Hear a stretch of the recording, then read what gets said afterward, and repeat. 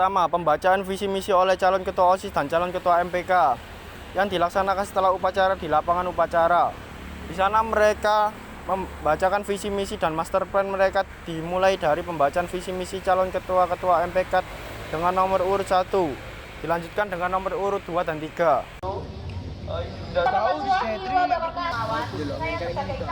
Kemudian dilanjutkan dengan calon ketua umum OSIS 1 dan 2 dan 3.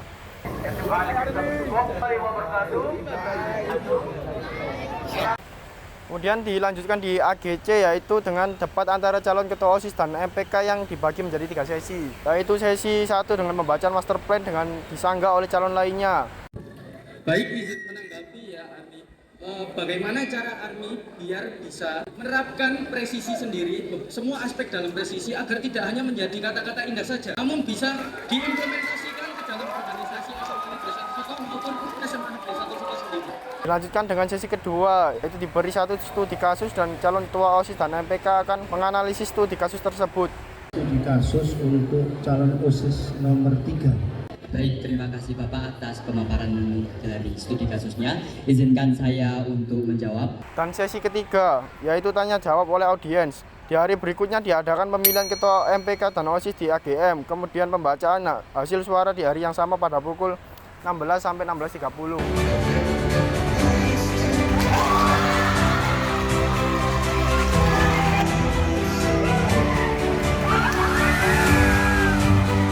Partisipasi siswa dalam pemilihan ketua OSIS dan MPK merupakan contoh nyata penerapan nilai-nilai demokrasi dan partisipasi warga negara yang baik, yang dimana siswa dapat mengembangkan keterampilan berdemokrasi, kesadaran, dan tanggung jawab sebagai warga sekolah yang aktif dan demokratis, serta dapat mempersiapkan para siswa menjadi warga sekolah dan warga negara yang baik di masa yang akan mendatang.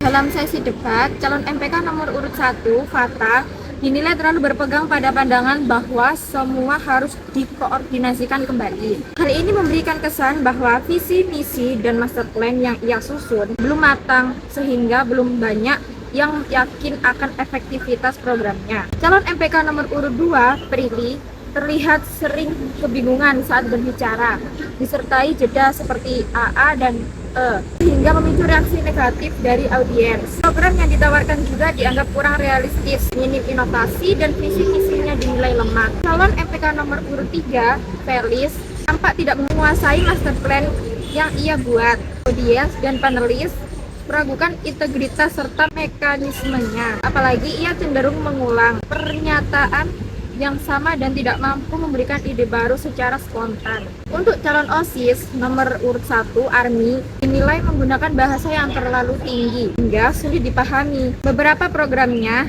dianggap kurang realistis dan penyampaian visi misi terkesan tidak natural. Calon nomor urut 2, Arya, terlalu berpegang pada master plan yang kurang efektif, seperti rencana festival band yang sudah pernah diadakan dan tidak menarik minat besar. Dalam menyelesaikan masalah, ia dianggap terlalu mementingkan kepentingan organisasi dibanding siswa secara umum. Misalnya dengan menyatakan bahwa sisa dana kepanitiaan cukup digunakan untuk hiburan OSIS. Calon nomor urut 3, Rivaldo, tidak banyak memberikan sanggahan, namun program yang ia tawarkan dinilai kurang menarik oleh audiens. Jadi di sini saya akan menjelaskan tentang perubahan sosial yang berkaitan dengan pemilu raya di SMA Negeri 1 Suko. Pemilu raya di SMA Negeri 1 Suko diawali dengan kegiatan yaitu pembacaan visi misi oleh 3 calon ketua umum OSIS dan 3 calon ketua MPK. Dan setelah itu dilanjutkan dengan sesi tanya jawab dan debat antara calon ketua umum OSIS dan calon ketua MPK. Pada sesi tanya jawab, ketua MPK muncul pertanyaan kritis mengenai efektivitas master plan yang sering dianggap hanya formalitas di tahun-tahun sebelumnya. Calon MPK 1 menyatakan yakin master plan-nya dapat berjalan karena sudah dipertimbangkan secara matang. Kemudian calon MPK 2 memaparkan progres ngobrol santai seputar organisasi. Namun, dikritik hanya melibatkan anggota organisasi, tidak semua warga sekolah. Jawaban yang disampaikan oleh calon MPK 2 tidak cukup menjawab pertanyaan tersebut. Calon MPK 3 menjelaskan program kontak MPK untuk ngobrol dengan siswa yang mengalami masalah seperti perundungan, bullying. Kritik karena dianggap hanya menyasar sebagian siswa dan tidak jelas menemukan siswa yang bermasalah. Proses ini menunjukkan dinamika komunikasi, argumentasi, dan pemikiran kritis antara kandidat dan audiens. Hubungan dengan perubahan sosial. Perubahan sosial adalah perubahan pola perilaku masyarakat dalam hal sosial, nilai, norma, dan struktur sosial. Pemilu raya ini mencerminkan perubahan sosial karena 1. Proses demokrasi di sekolah. Pemilu memberi kesempatan kepada siswa untuk memilih pemimpin secara langsung. 2. Meningkatkan partisipasi kritis, siswa mulai berani mengkritik program dan menguji kelayakan gagasan kandidat. Faktor penyebab perubahan sosial pada pemilu raya. 1. Faktor internal. Kesadaran siswa terhadap pentingnya pemimpin yang punya program nyata, bukan formalitas. Dorongan untuk memperbaiki sistem organisasi agar bermanfaat bagi seluruh warga. 2. Faktor eksternal. Pengaruh perkembangan demokrasi di masyarakat yang mengajarkan pentingnya transparansi dan partisipasi publik. Adanya pengalaman negatif di tahun sebelumnya, sehingga memicu perubahan sikap siswa menjadi lebih kritis. Teori perubahan sosial yang relevan adalah teori evolusionis, karena perubahan dilakukan secara bertahap dari pemilu tahun sebelumnya menuju pemilu saat ini yang lebih partisipatif dan kritis. Bentuk perubahan sosial pada pemilu raya berdasarkan klasifikasi bentuk perubahan. 1. Berdasarkan kecepatannya. Perubahan lambat yaitu evolusi, karena perubahan terjadi melalui proses tahunan yang terus berkembang, bukan mendadak. 2. Berdasarkan pengaruhnya, yaitu perubahan sosial kecil atau minor change, karena cukupnya hanya lingkungan sekolah, meski dampaknya signifikan bagi tata kelola organisasi.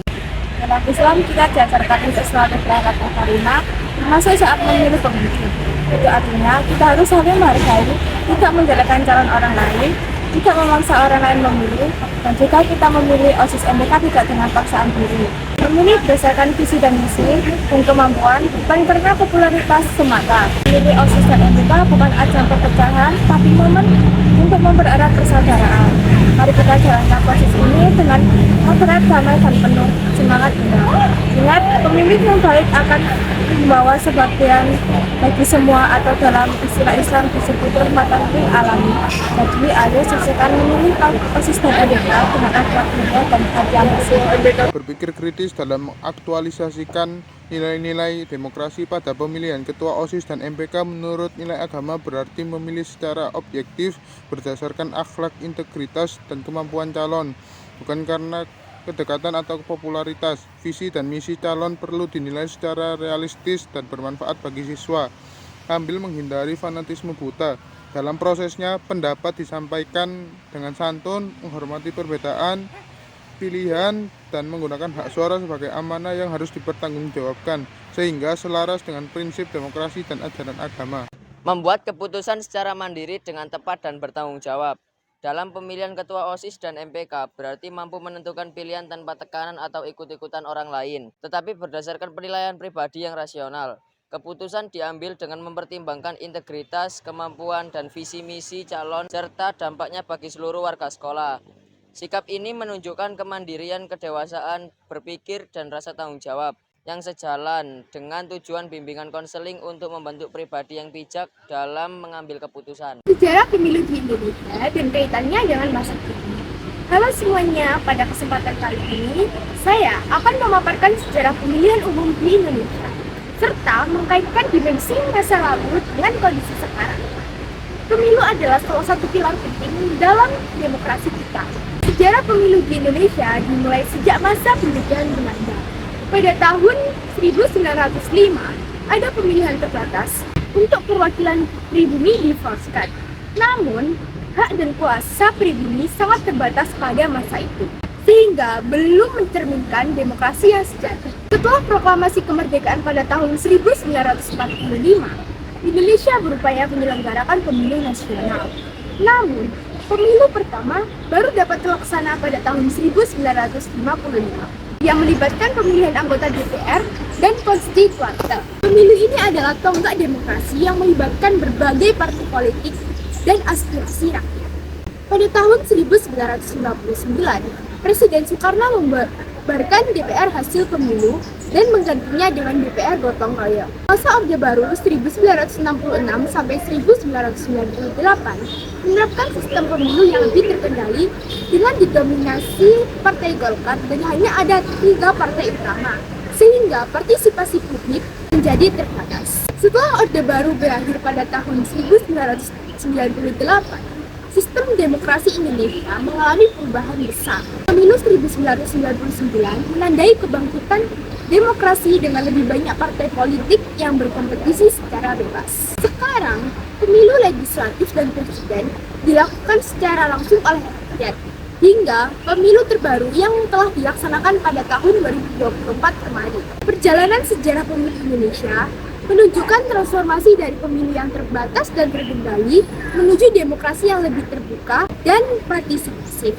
Seiring berjalannya waktu, rakyat Indonesia semakin aktif menggunakan hak pilihnya untuk menentukan masa depan.